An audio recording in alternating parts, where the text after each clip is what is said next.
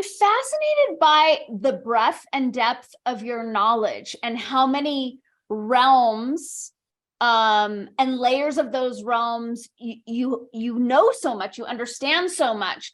I had listened to a bunch of your podcasts with Emily, a few years ago, but I really became a fangirl with Prima Donnas of the Gutter, which is one of my favorite podcasts.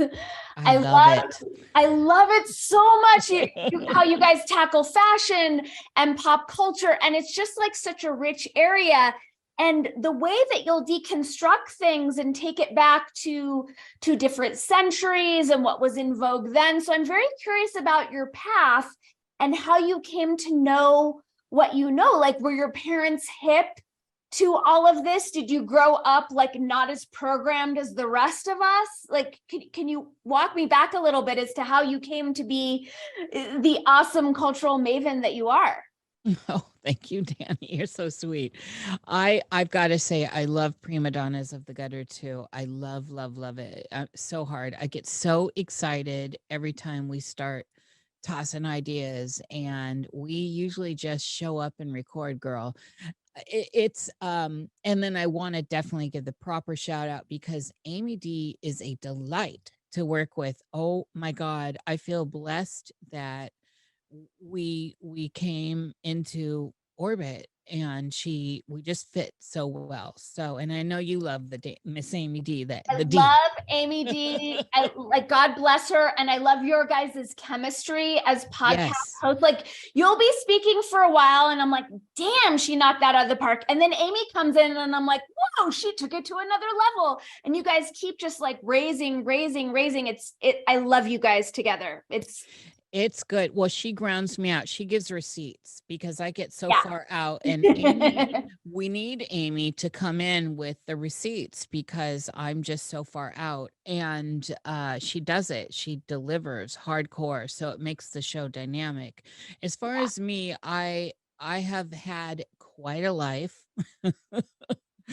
And it was just it from the get-go of when I woke up in my crib. I've told this story a million times, so I'm not going to rehash it all here, but I woke up in my crib, and it was in a very specific space that we moved out of when I was 6 months old. And when I was able to talk, I communicated it to my mama. She said it could only have been that space. We moved out at what I said, 6 months.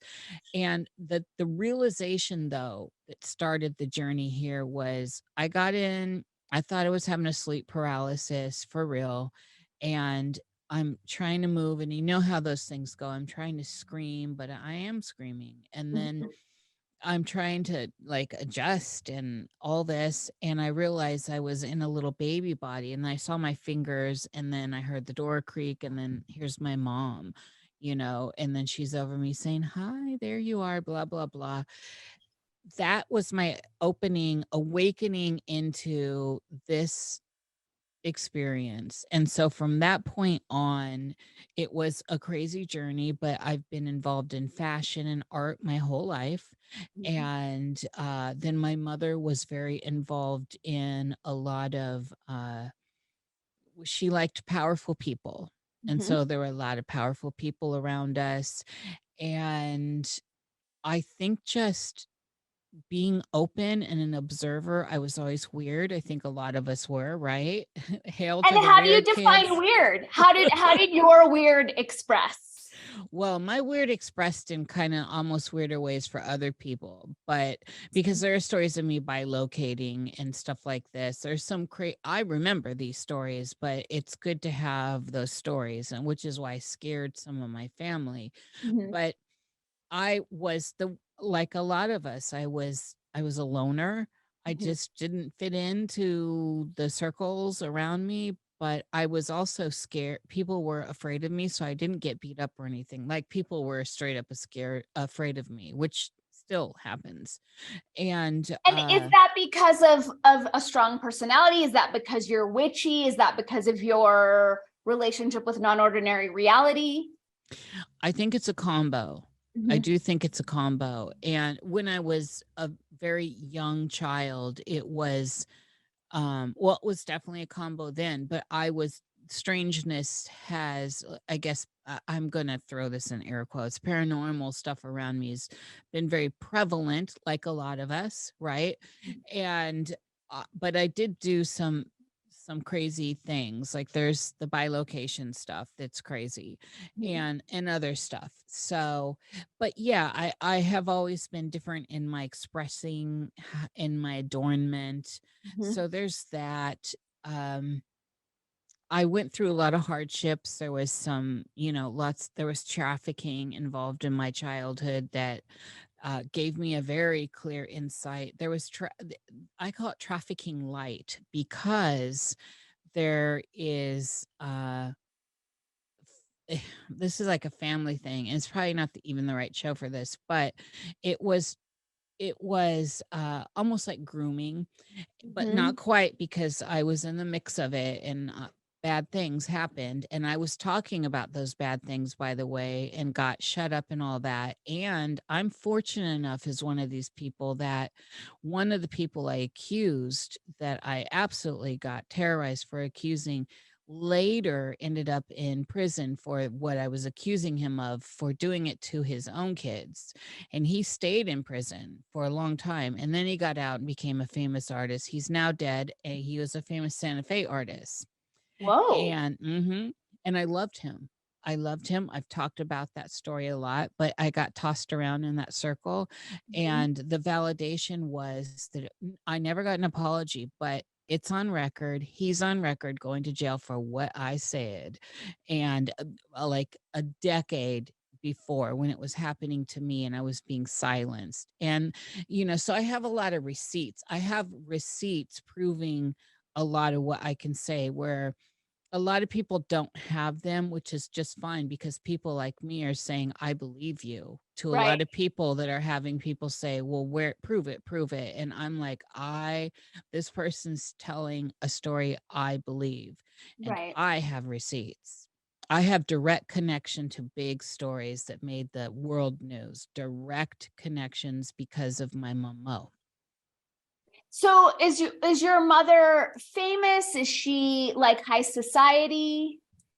She's been dead for decades now, and that was a scandala, absolutely, a crazy story, which I've told. But she was not like, I wouldn't call her, I don't know, fame is such a weird thing. Had she was known in certain circles, yes, quite known, very, very well known. But she was also, she was a model in the 70s, and so she had exposure through being a model, through well-known means. But then she herself became, uh how do we say this, a scout, Mhm. and had her own agency, and was scouting for two big agencies that are very well known. And I just I don't know. So there's, there's ties to her being at the White House and stuff. It's a tricky one, her story. And it's one where I got, when she passed, and I'm saying that lightly, because it wasn't her, it was, there's a story there. But I was told to walk away by the legal community around her that I had known, and had been in communication with all those people when she was alive, because, well, I was her daughter, and I was in those circles. And so there's a lot there with all that that's like so sordid. I've been kind of releasing some of this with Emily and other people slowly. And some of it I'm starting to talk about a little bit more, but it's just so sordid. Mhm. So, yeah, she was well known in circles. She definitely had a face that was out there, and it opened me up to, and here's what I want to say, cataloging of inventory, human inventory, mostly young girls and boys. And a lot of these agencies, especially in the 80s, that you thought were glamorous, were actually participating in this trafficking. Wow. It's all real. It's all real. It's worse than people think. So when people want to talk about people like Tracy Twyman and say it's all bollocks, no, it's all real. What Tracy stumbled upon is just the surface of what was going on. Of course, we see this with emails released from WikiLeaks, right?